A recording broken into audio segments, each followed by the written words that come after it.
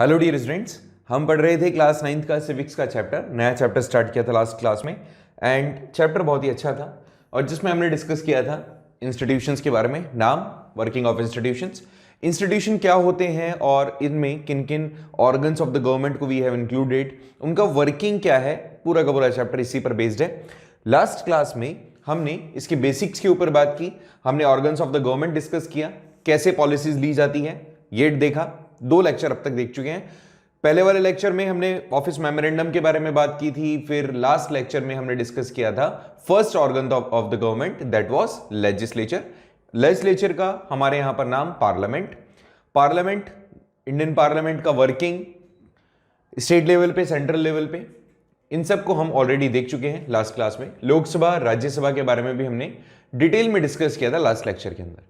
आज जो हम बात करने वाले हैं वो है हमारा एग्जीक्यूटिव। बट उसके पहले एक पॉइंट और जो मैं आपको रिकैप करवाना चाह रहा हूं वो ये है कि पार्लियामेंट का फंक्शन क्या होता है। अगर मैं इसको थोड़ा सा इलेबरेट करके बताऊं, जो कि कल लास्ट क्लास में हमने नहीं बताया, तो थोड़ा सा इसको ऐसे समझ लो कि पार्लियामेंट का वर्किंग क्या होता है, फंक्शन क्या होता है और उसकी पावर क्या होती है।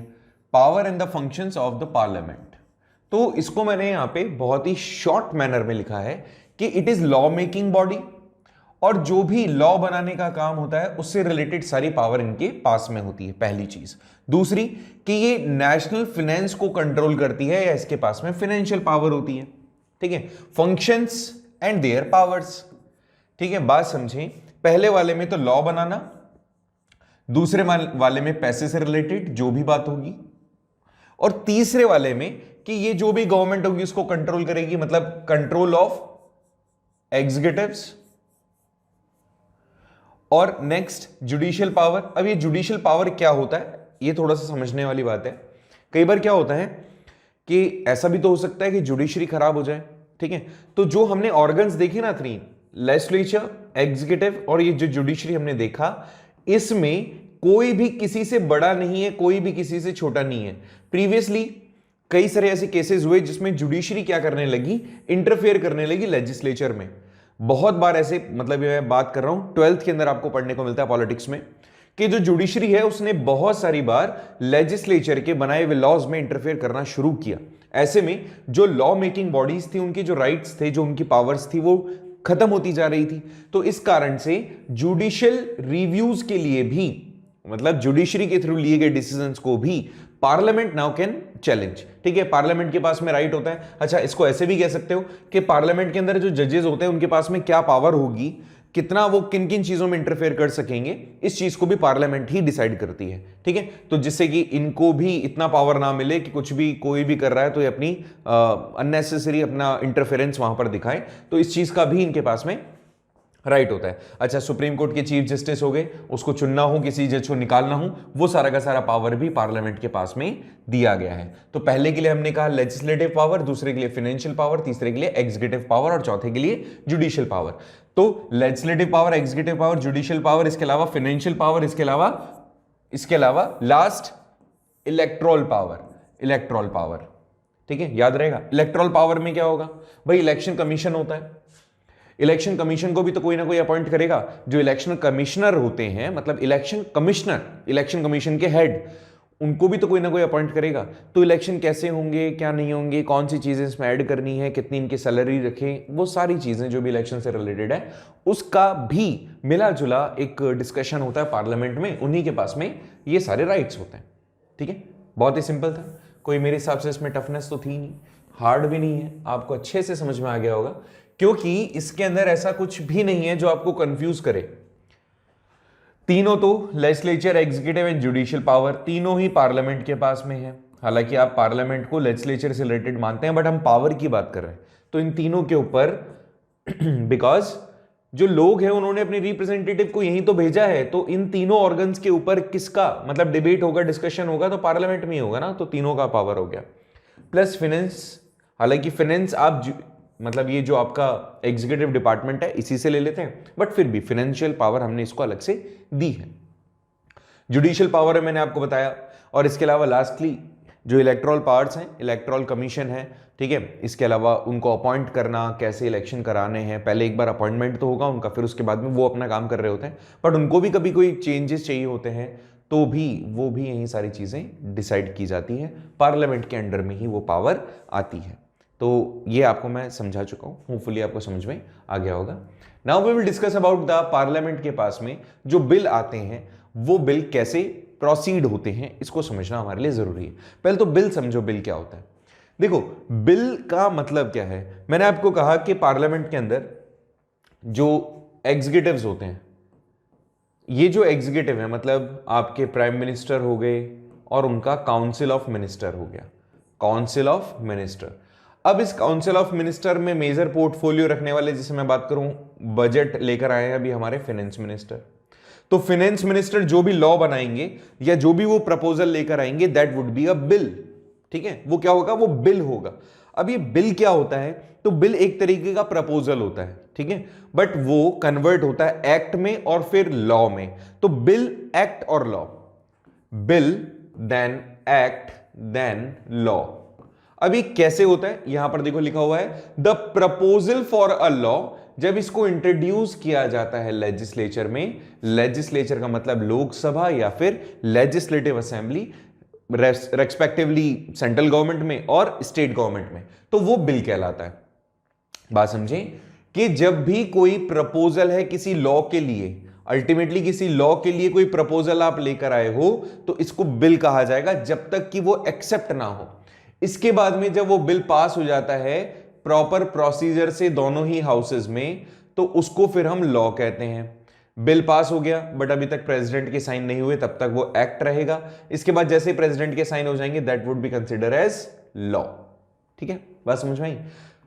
जब तक ये पास नहीं होता बिल है, और जब ये पास हो जाता है तब ये लॉ बन जाता है। एक्ट बीच में आता है, जब हाउसेज में तो पास हो गया लेकिन प्रेसिडेंट के थ्रू अभी तक साइन नहीं हुआ। ठीक है, मेरे हिसाब से समझ में आ गया होगा। अब इसका प्रोसीजर क्या होता है, यहां पर मैंने एक फ्लो चार्ट के थ्रू, आपकी टेक्स्ट बुक में भी है, आपको पता होना चाहिए, इसको फ्लो चार्ट के थ्रू मैंने यहां पर बताने की कोशिश की है। लेट्स सी, होपफुली आपके लिए यहां पर विजिबल होगा। देखो क्या होगा, कुछ नहीं, पहले एक बिल रखा जाएगा कमेटी के थ्रू, 11th क्लास में भी है, अगर इसको आपको अच्छे से पढ़ने का अगर चाहिए पढ़ना तो you can actually see 11th class political science text book. जो बिल होता है उसको इंट्रोड्यूस किया जाता है दोनों ही हाउसेज में। अब देखो, दोनों हाउसेज में, राज्यसभा में और लोकसभा में इंट्रोड्यूस हो सकता है, लेकिन लोकसभा के अंदर और राज्यसभा के अंदर केवल एक बिल है जो कॉमनली यूज नहीं होता, लोकसभा के अंदर ही यूज होगा, and that is money bill. Money bill केवल लोकसभा में इंट्रोड्यूस होगा, ऑलरेडी हम पढ़ चुके हैं, राज्यसभा में इंट्रोड्यूस नहीं होता। तो बिल इंट्रोड्यूस होता है दोनों ही, कोई भी हाउसेस इंट्रोड्यूस कर सकता है एक्सेप्ट मनी बिल। फिर इसके बाद में डिस्कशन होता है, डिबेट होता है, उसके बाद में उसको पास कर दिया जाता है, आगे प्रोसीड कर जाता है। ये तो बहुत ही सिंपल सा प्रोसेस था। अब यहां लिखा हुआ है हाउस में और may not accept the bill, जो भी बिल है उसको एक्सेप्ट करे ना करे, ठीक है, वो तो उन पे डिपेंडेंट है। डिस्कशन होगा, डिबेट होगा, बिल को एक्सेप्ट और रिजेक्ट किया जाएगा, दूसरे हाउस में भेजा जाएगा, दूसरे हाउस में उसको अप्रूवल किया जाएगा, हो सकता है रिजेक्ट भी कर दे। अगर रिजेक्ट करता है तो स्पीकर अगर चाहे तो उन दोनों का जॉइंट सेशन बुला सकता है, इन दोनों का जॉइंट सेशन, फिर उसके बाद में उसको एक्सेप्ट और reject they will decide.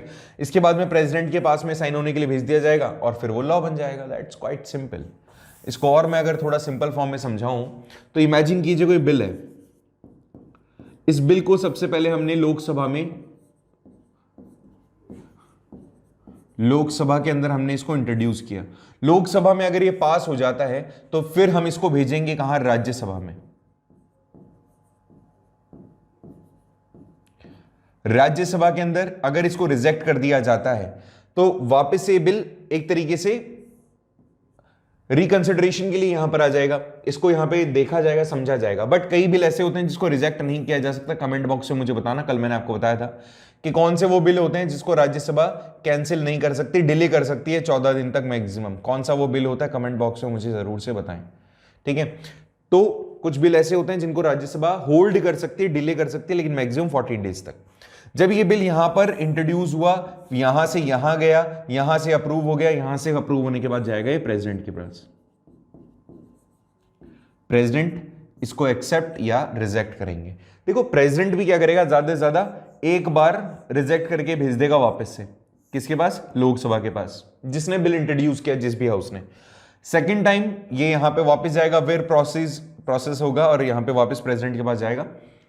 Second time में वो एक्सेप्ट ही करेगा, इसको मना नहीं कर सकता। प्रेसिडेंट की पावर को भी लिमिटेड किया है ऐसा कॉन्स्टिट्यूशन ने कि प्रेसिडेंट भी अपनी मनमानी ना कर सके, इसीलिए सेकेंड टाइम में प्रेसिडेंट को एक्सेप्ट करना पड़ेगा उस बिल को। अब कई बार ऐसा भी होता है कि राज्यसभा इंट्रोड्यूस करता है बिल, तो राज्यसभा लोकसभा में भेजेगा, लोकसभा फिर प्रेसिडेंट के पास भेजेगा। जब किसी मिनिस्टर के थ्रू कोई बिल इंट्रोड्यूस किया जाता है तो उसको हम बिल ही कहेंगे, बट अगर वो लॉ मतलब सिग्नेचर ऑफ प्रेसिडेंट अगर वो गेन कर लेता है तो उसको फिर हम लॉ कंसीडर करेंगे, बिल नहीं। लेकिन शुरुआत कहां से होती है? बिल से ही होती है। मेरे हिसाब से ये आपको बात समझ में आ गई होगी। कोई भी ऐसा रॉकेट साइंस नहीं था कि आपको समझ में ना आया हो, बहुत ही सिंपल सा कंसेप्ट था। आ जाइए नेक्स्ट के ऊपर बात करते हैं, वो है हमारा पॉलिटिकल एग्जीक्यूटिव्स। पॉलिटिकल एग्जीक्यूटिव्स को पढ़ाने से पहले, हालांकि इसके बारे में तुम थोड़ा बहुत ग्लिम्स ले चुके हो पार्लियामेंट में। पार्लियामेंट के अंदर जो लोकसभा होता है उसमें दो टाइप के लोग होते हैं। एक वो होते हैं जो कि पावर में होते हैं, जैसे अगर मैं कहूं पावर में तो कौन है? मोदी जी। और इनके अगेंस्ट में कौन है? तो इनके अगेंस्ट में अदर है। अगर मैं कहूं बीजेपी, और जो कि गवर्नमेंट में है ना, ये तो गवर्नमेंट है ना, तो इसके अलावा रेस्ट जितनी भी पॉलिटिकल पार्टीज हैं वो सारी की सारी क्या होगी? अपोजिशन होगी। तो यहां पे पावर और अपोजिशन के बीच में गेम चलता है। यहां पे इन दोनों का मिला जुला रूप तो हमारे लिए क्या था? ये तो था हमारा लेजिस्लेचर या फिर पार्लियामेंट, जो ऑलरेडी अभी हमने देखा। लेकिन ये जो एग्जीक्यूटिव्स हैं, these executives are called only those who are in power, जो पावर में है। मतलब सीधे सीधे सिंपल भाषा के अंदर जो भी सरकार का हिस्सा है, ठीक है। तो सरकार का हिस्सा तो कौन है? मोदी जी की सरकार है, तो वही होंगे। तो उसी के बारे में हम इसमें बात कर रहे हैं। देखिए यहां लिखा हुआ है कि अलग अलग लेवल पे जो सरकार होती है वो फंक्शन करती है। जो भी इलेक्टेड रिप्रेजेंटेटिव होते हैं वो डे बाय डे के जितने भी टास्क होते हैं, डिसीजंस होते हैं, वो लेते हैं। सुप्रीम पावर तो वो यूज नहीं कर सकते, on the behalf of they are taking the decisions. इसके अलावा जो भी फंक्शंस इनके थ्रू किए जाते हैं कलेक्टिवली उनको एग्जीक्यूटिव्स कहा जाता है। जो भी फंक्शंस किए जाते हैं इन लोगों के थ्रू, जो भी रिप्रेजेंटेटिव्स हैं, उनको एग्जीक्यूटिव कहा जाता है। इनको एग्जीक्यूटिव्स इसलिए कहा जाता है because they are in charge of the executions of the policies of the government. ठीक है, मैंने कहा कि गवर्नमेंट आपने चुनी, गवर्नमेंट ने क्या किया? पॉलिसी बनाई, और ये जो पॉलिसी थी इसका इंप्लीमेंटेशन का काम किसको मिला? रिप्रेजेंटेटिव्स को। और ये जो रिप्रेजेंटेटिव्स हैं कौन है? लोगों के लिए काम करने वाले। तो parliament will make the law, executives will execute them. और एग्जीक्यूटिव्स कौन है? The representatives of the people. Okay, तो ये इनको एग्जीक्यूटिव्स इसलिए कहा जाता है बिकॉज ये एग्जीक्यूशन का काम करते हैं जो भी पॉलिसीज गवर्नमेंट बनाती है। इसीलिए जब हम बात कर रहे हैं द गवर्नमेंट, तो usually we are talking about the executives. अब आप तो ये बोलेंगे कि सर जो अपोजिशन होता है, अपोजिशन भी तो रिप्रेजेंटेटिव है। हालांकि ये दिमाग में तुम्हारे नहीं आया होगा ना, नहीं आया ना, मैं जानता हूं। तो हालांकि आप कहेंगे कि एग्जीक्यूटिव्स में अपोजिशन भी तो आते हैं, रिप्रेजेंटेटिव्स हैं। सर आप तो रिप्रेजेंटेटिव्स की बात कर रहे हैं, बट मैंने कहा जो पॉलिसीज गवर्नमेंट की इंप्लीमेंट करेंगे, तो इंप्लीमेंटेशन का काम तो केवल उन्हीं लोगों के पास में होगा ना जो कि पावर में होंगे। इसलिए हमने यहां पे अमूमन जो सरकार के बारे में हम बात करते हैं कि किसकी सरकार है, उन्हीं लोगों को एक्चुअल में पॉलिसी एग्जीक्यूटिव्स हम मानते हैं। इसीलिए हम बात कर रहे हैं एग्जीक्यूटिव्स की, हम बात कर रहे हैं गवर्नमेंट की। इसको और डिटेल में समझने की कोशिश करते हैं। देखिए एग्जीक्यूटिव्स के बारे में बात करें, जो भी पॉलिसीज को एग्जीक्यूट करेंगे, तो there are two type of executives. पहला एग्जीक्यूटिव यहां पर आपको रेड कलर में दिख रहा होगा, ये होते हैं पॉलिटिकल एग्जीक्यूटिव्स। और दूसरे होते हैं आपके परमानेंट एग्जीक्यूटिव्स। ये परमानेंट नहीं होते। पॉलिटिकल एग्जीक्यूटिव्स जो होते हैं वो परमानेंट नहीं होते, ये तो हर 5 साल में बदलेंगे। ये तो डिपेंड करता है लोगों का कितना फेथ है इन लोगों पर। ठीक है, तो कुछ तो होते हैं पॉलिटिकल एग्जीक्यूटिव्स और दूसरे होते हैं परमानेंट एग्जीक्यूटिव या सिविल सर्वेंट्स। ठीक है, नाम से सर्वेंट लग रहा है लेकिन ये सर्वेंट ऐसे होते नहीं है। ठीक है, आईएएस, आईपीएस या जो भी सिविल सर्विसेज में है उन सबको आप सिविल सर्वेंट कहते हैं। तो ये तो परमानेंट है जो भी एग्जीक्यूट करवाएंगे। और कुछ है पॉलिटिकली, तो पॉलिटिकली ऑब्वियसली तुम जानते हो, अभी अभी मैंने आपको बताया कि जो गवर्नमेंट के अंदर इलेक्टेड होकर के आते हैं, जिनको मेजॉरिटी मिल जाती है, दे आर पॉलिटिकल एग्जीक्यूटिव्स। ठीक है, मेरे हिसाब से यहां तक आपको कोई प्रॉब्लम नहीं होगी। चलिए इसको आगे देखते हैं अपन। यहां लिखा है कि जिन लोगों ने इलेक्ट किया है लोगों को एक स्पेसिफिक पीरियड के लिए, मतलब 5 साल अमूमन हम यूज करते हैं, तो उन्हें पॉलिटिकल एग्जीक्यूटिव्स माना जाता है। जो भी पॉलिटिकल लीडर्स होते हैं वो बड़े डिसीजन लेते हैं इस कैटेगरी के अंदर।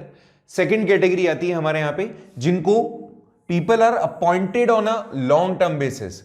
जो लोग लॉन्ग टर्म बेसिस पे इनको अपॉइंट करते हैं, इनको परमानेंट एग्जीक्यूटिव्स या सिविल सर्वेंट्स कहा जाता है। They remain in office even when the ruling party changes. जो भी सरकार बदले चाहे ना बदले, उनसे इनको कोई फर्क नहीं पड़ता।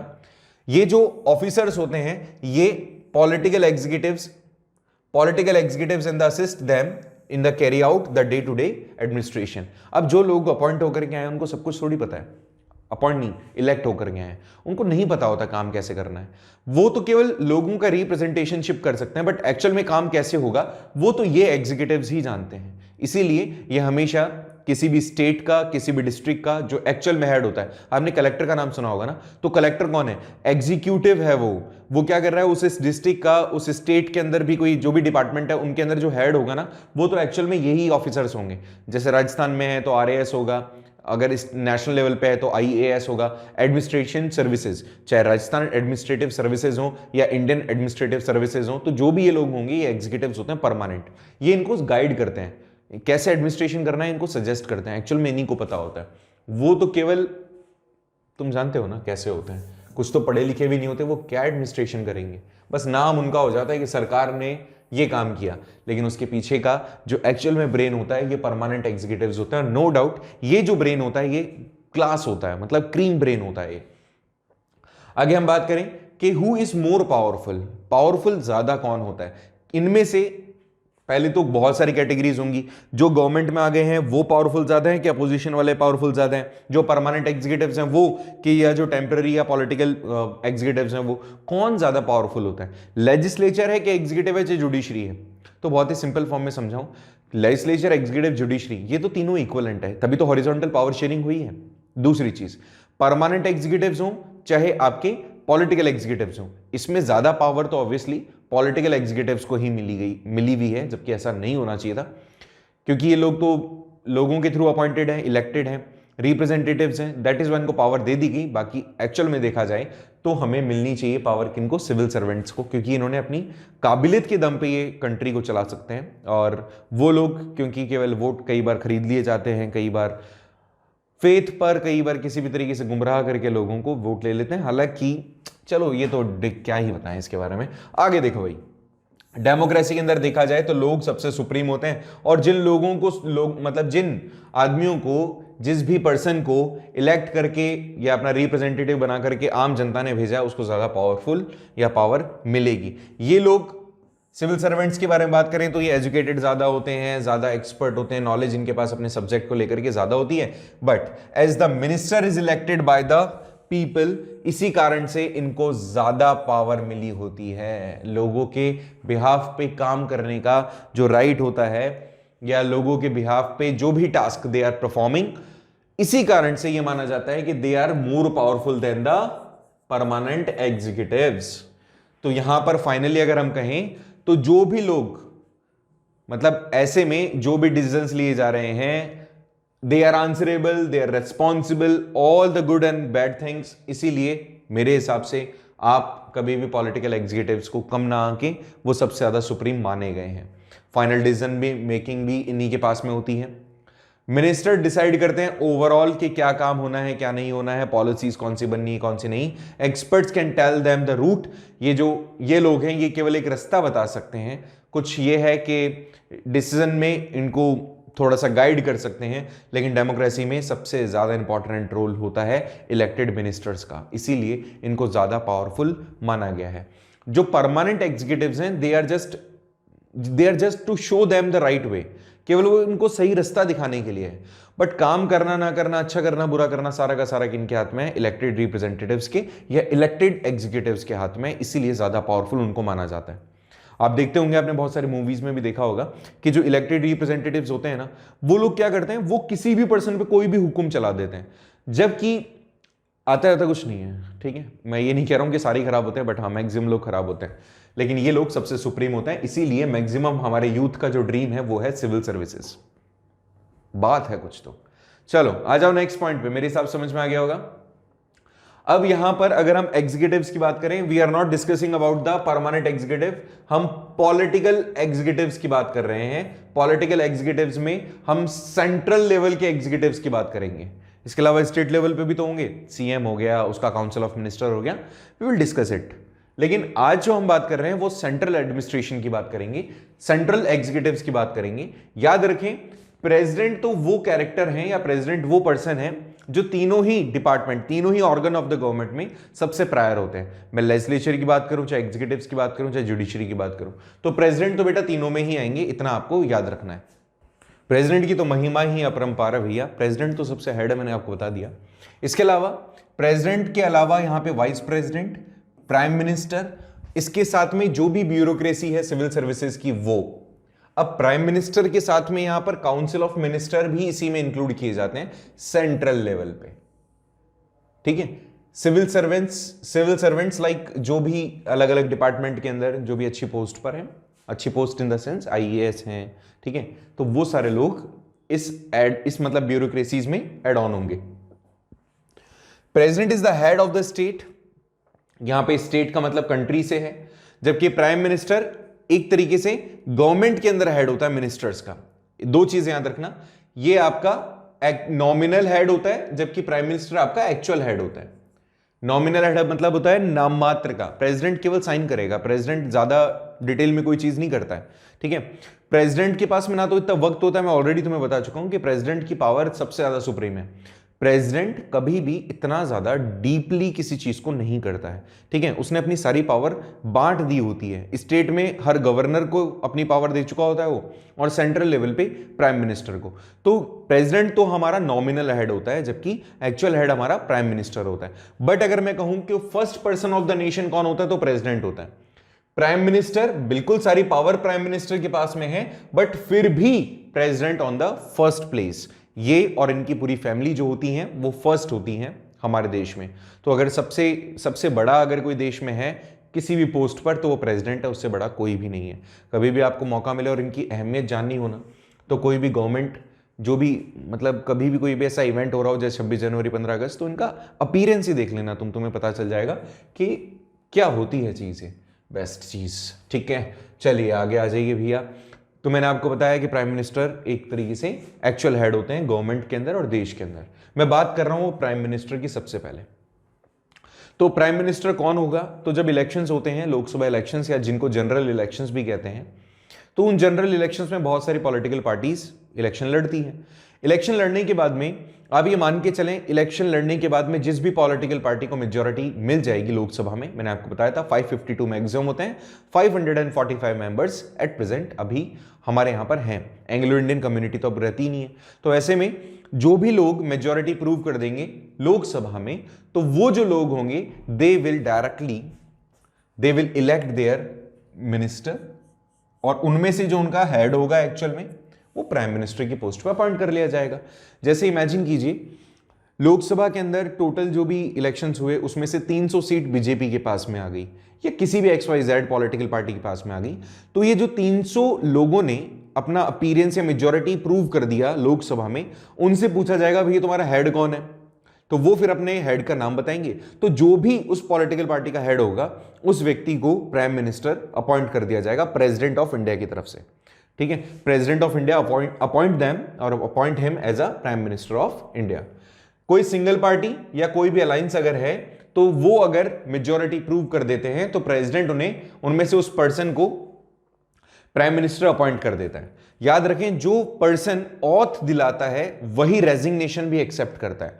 तो अगर यहां पर मैं ऑथ की बात कर रहा हूं कि प्रेसिडेंट ने दिलाई है, तो अगर कभी भी प्राइम मिनिस्टर को हटाना होगा या उसका रिजाइन एक्सेप्ट करना पड़ेगा, तो वो प्रेसिडेंट ही करेंगे। तो ये वाली टर्म जो अभी मैंने बोली है दिमाग में रखना, कि जो ऑथ दिलाएगा वही रिजाइन एक्सेप्ट करेगा, निकालने का राइट उसके पास में होगा, ठीक है। तो प्रेसिडेंट के बारे में अभी हम बात करेंगे आगे। प्राइम मिनिस्टर के बारे में तो मैंने तुम्हें बता ही दिया कि प्राइम मिनिस्टर को ऑथ दिलाने का काम और अपॉइंट करने का काम प्रेसिडेंट करते हैं। ये लोग 5 साल के लिए चुने जाते हैं मैक्सिमम, तुम जानते हो। और कब तक रह सकते हैं, कितनी बार इलेक्ट होकर आ सकते हैं, तो ऐसा कुछ नंबर नहीं डिसाइडेड है। कोई भी पर्सन जितनी बार चाहे उतनी बार इलेक्शंस में पार्टिसिपेट कर सकता है और इलेक्शन लड़ सकता है, ठीक है।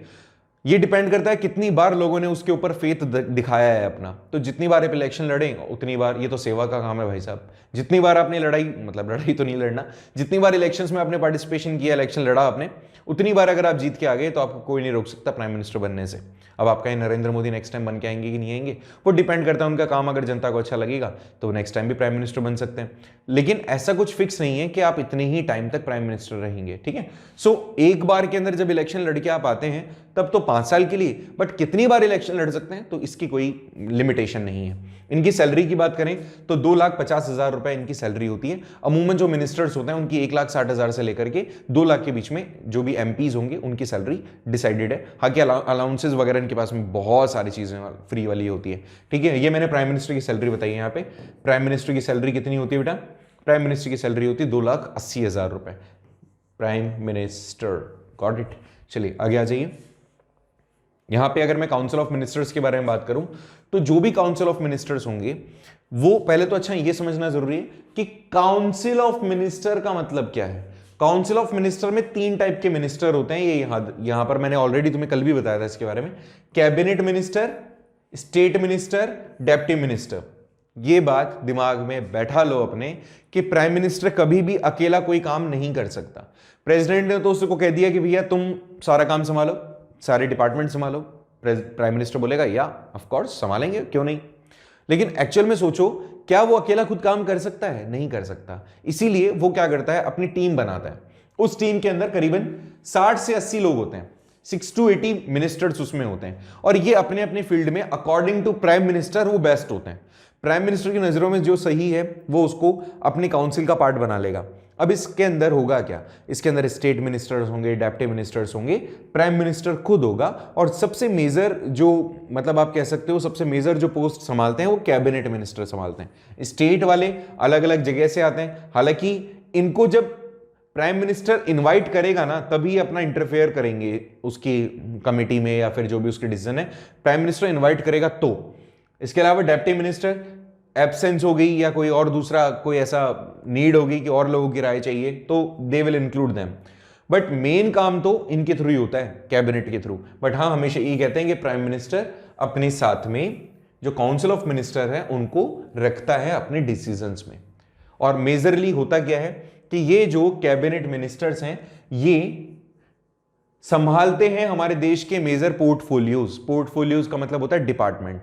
बड़े बड़े जितने भी डिपार्टमेंट्स होते हैं, जैसे हेल्थ हो गया, एजुकेशन हो गया, फिनेंस हो गया, फॉरेन हो गया, या और भी कोई भी ऐसे डिपार्टमेंट जैसे एम्प्लॉयमेंट के लिए हो गया, डेवलपमेंट के लिए हो गया, तो ये जो भी डिपार्टमेंट है ये सारे मेजरली इन कैबिनेट मिनिस्टर्स के थ्रू ही संभाले जाते हैं, ठीक है। अच्छा, कई बार ऐसा भी होता है कि कोई पर्सन ऐसा है जो कि लोकसभा में जीत के नहीं आया, बट प्राइम मिनिस्टर को लगता है कि ये तो बहुत जरूरी है मेरी एडवाइजरी के अंदर या कैबिनेट के अंदर, तो इसको कैसे लाया जाए। तो इसके पीछे के बहुत सारे तरीके हैं।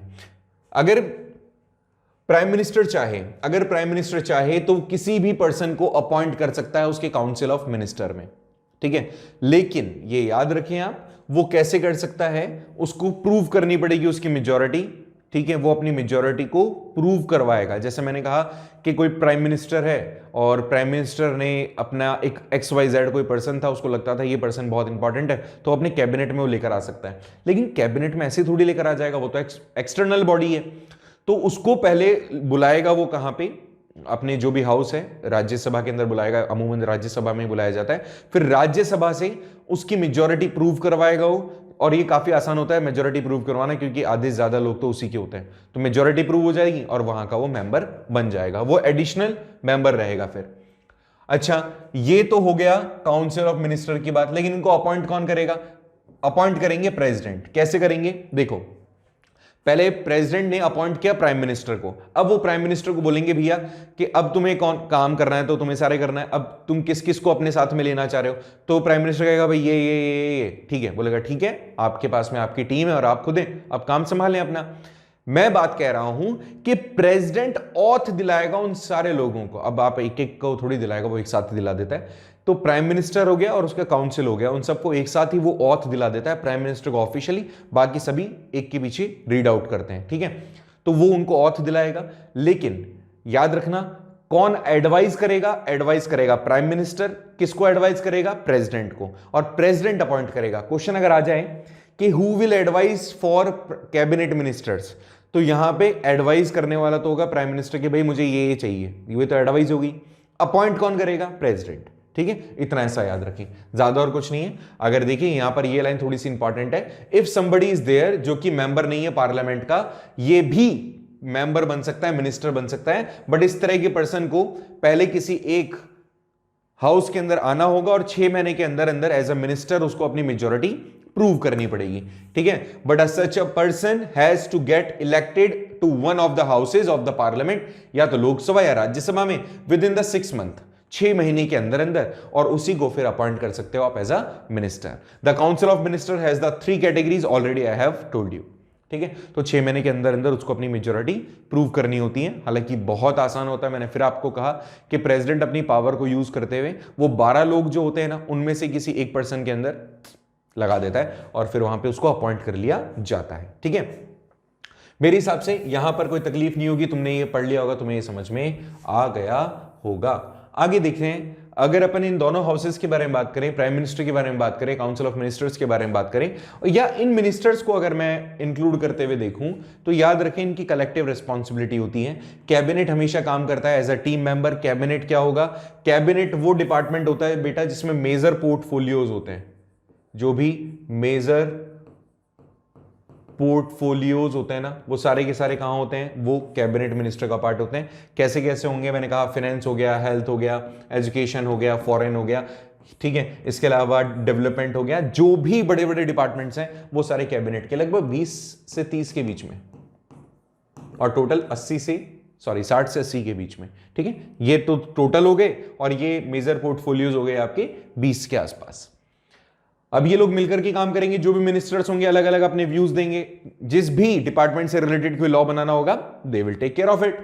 कोई भी minister can openly criticise any decision. No minister can openly criticise any of the decisions of the government.